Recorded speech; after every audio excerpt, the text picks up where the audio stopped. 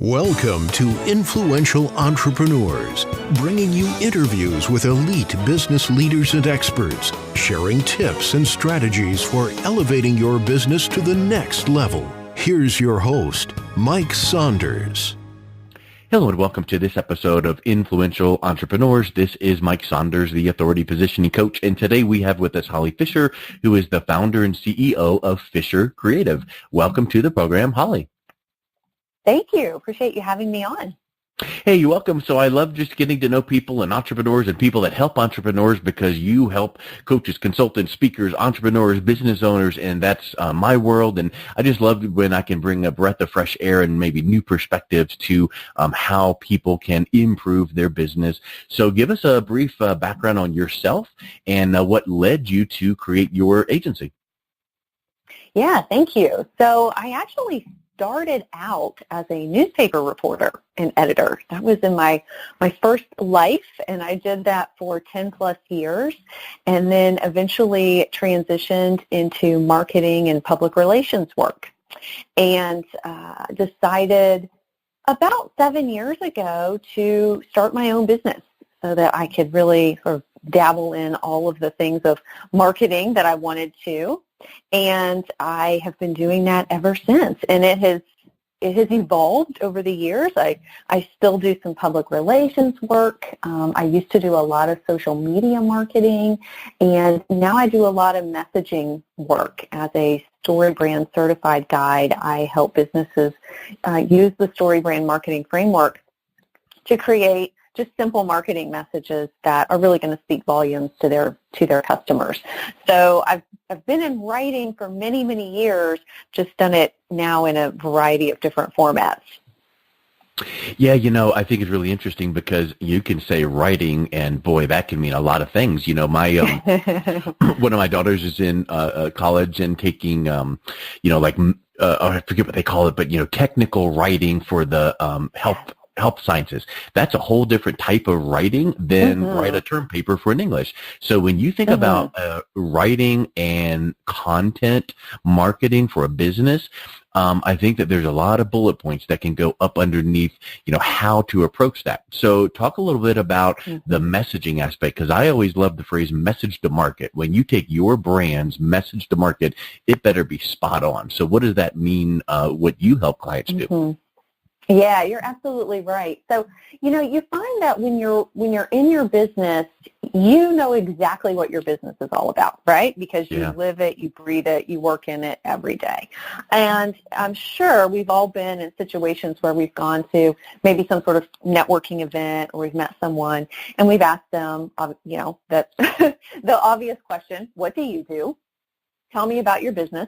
And people sort of launch into this really lengthy description, or they kind of stammer and stutter around, struggling to figure out how to describe what they do.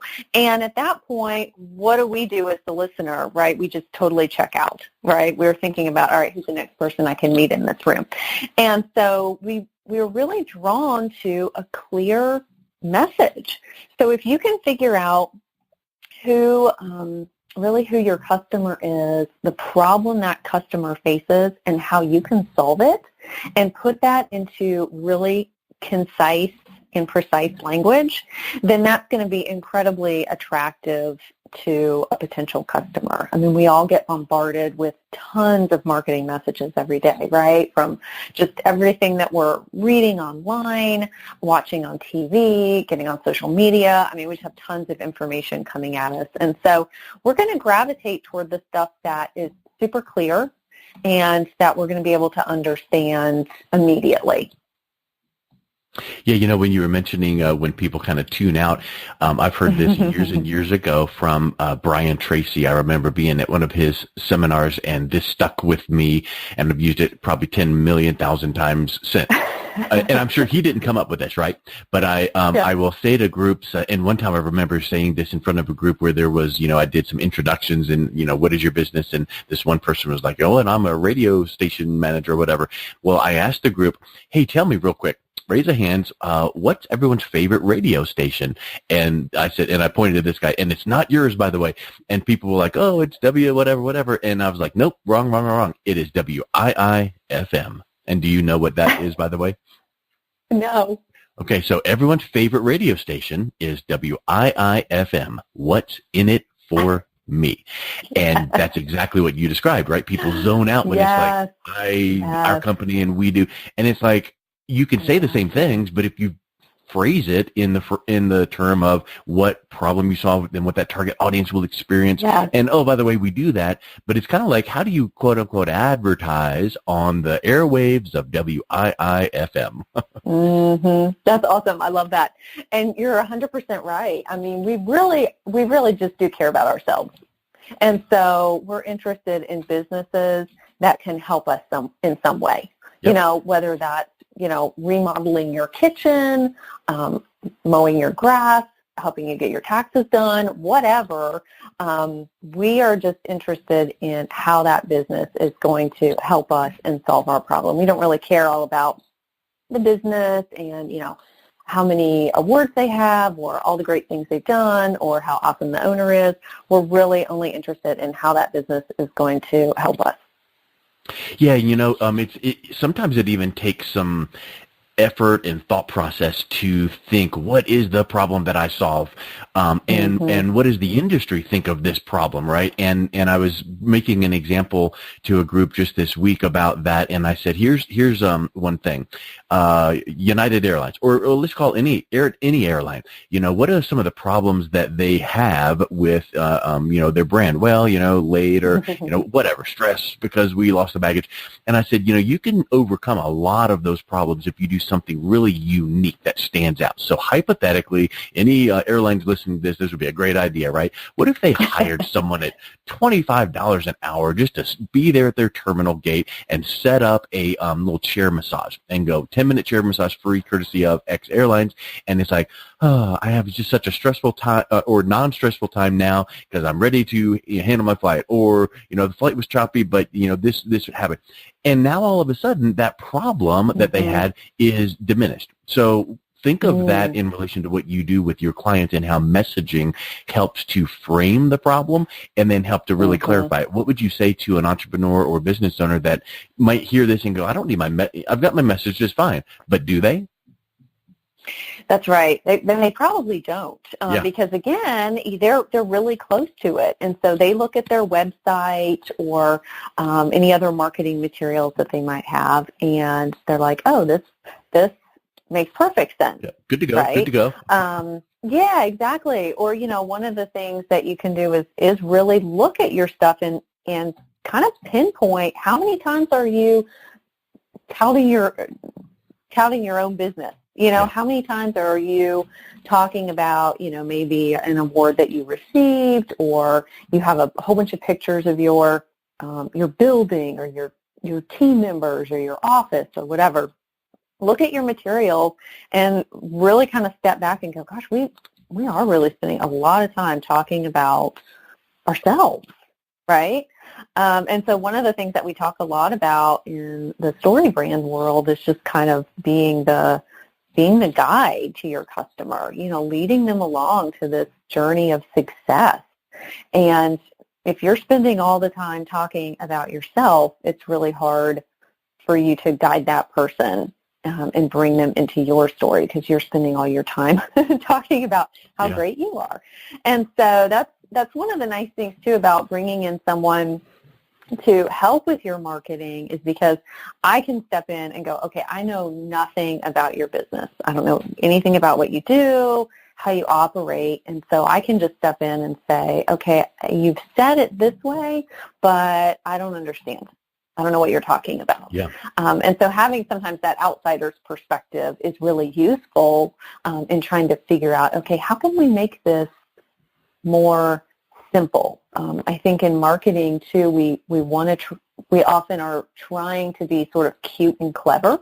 We want to seem really like really clever and fun, and sometimes we sacrifice the clarity for being too overly cute and clever.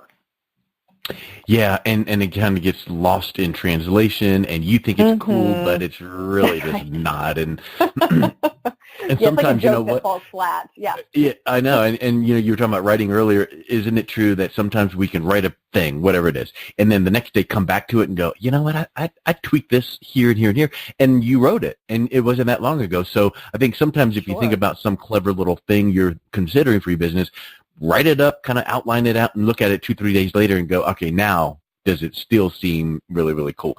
So let's give a couple examples of, without mentioning names or details, but what kind of business have you worked with recently where you go, you know what, these guys just didn't feel like there was an issue. When I worked with them, it just opened their eyes, and now look what's going on. Yeah, like I just did some work with a company that does some home remodeling, right? They do a lot of bathrooms, mostly bathrooms, but also some kitchens and some other remodeling jobs.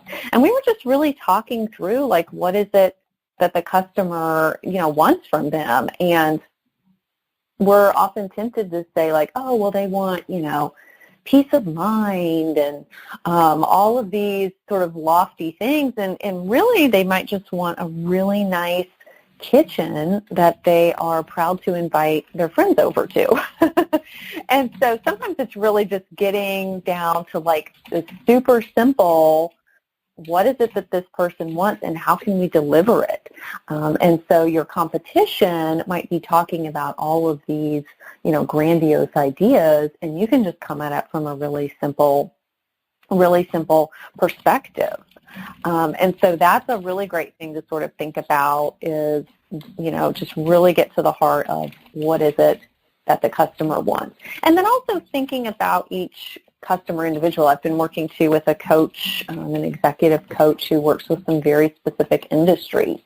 And one of those is like the medical profession, for example. And so we have to really kind of think through, all right, what are the things that are going to resonate with those particular people? That's going to be very different. Someone in you know, doctors or folks in the medical profession, it's going to be very different from someone, you know, in the accounting world, for example. So we have to spend some time thinking about, all right, what are those things that are going to resonate with those people? How do they define success? What are the unique problems that they have? And how can we speak very directly to them? And I draw a lot on my journalism background for trying to keep things sort of simple and clear, because obviously that's a lot of what you do when you're writing an article for a newspaper, magazine, whatnot. You don't have a lot of time to catch people's attention, right? And you need to be very clear with that message. So I draw on that background a lot, even in this marketing work. Yeah, you know, I think that what you just described there makes me wonder, and I hope you confirm this, that sometimes the people that go, oh, I'm good, but go ahead, let's have a conversation and just, you know, see if there's any opportunity, and you take them through a questioning or a conversation process and almost pull out and extract things, and they just are sitting there going, I would have never thought of this on my own. Because it's that outside perspective. That absolutely happens. I just had that a couple weeks ago. I was just doing a consult with a woman, and she had a book on her website, and the title of the book made me think it was something completely different. Like I totally thought it was something just different, and I asked her about it, and she was like, "Oh, well, no, it's this," you know, and I was like, okay, I did not get that. And so she was like, okay, you're the first person that's actually told me that. So maybe that is something. Maybe that's why I haven't sold any of these books. It's because people think it's something completely different. And so just, being able to have that conversation and sort of walk people through those ideas and kind of open their eyes to something completely different can be really valuable. Yeah, exactly. I love it. So let's go ahead and wrap up with what would you say one final thought would be if someone is listening to this saying, okay, I've heard about this, you know, marketing messaging and making it more clear. I wonder if mine, you know, passes that test, you know, per se. How could they, what's the one point that you would recommend, and then how can people reach out and connect with you? Sure. If you're wondering, a great test is just to, ask someone. Maybe grab somebody that you don't really know that well. Maybe you're at some sort of networking event and you test it out. Describe what you do to someone and see if it resonates with them or if they just kind of like nod their head and start moving toward the next person. So kind of test it out on people and see. Also, if you're not, maybe you're just not getting the kind of conversions from your website that you think you should. Yeah. That could very well be a message problem, that people are landing on your website and going, I don't really understand what this person does. And if we don't understand what you do, we're not going to spend a lot of time trying to figure it out, right? So, and then folks can find me at fisher-creative.com. That's where all of my contact information is, and I love just the opportunity sometimes to just jump on the phone for a few minutes and talk with people about their business and see how I might be able to help them with their marketing message. Awesome. Well, thank you so much for coming on the show today. It was awesome talking with you, Holly, really talking about topics that I feel like need to be talked about because everybody and their brother's talking about social media and mobile market. I mean, this is the bones of your marketing, and this needs to be done before anything else is done, because then your social media is falling on deaf ears if it's not done the right way. So I think this is really absolutely critical. Yeah, thank you so much. You're right. Thanks for having me. I appreciate it. You've been listening to Influential Entrepreneurs with Mike Saunders. To learn more about the resources mentioned on today's show or listen to past episodes, visit www.influentialentrepreneurssradio.com.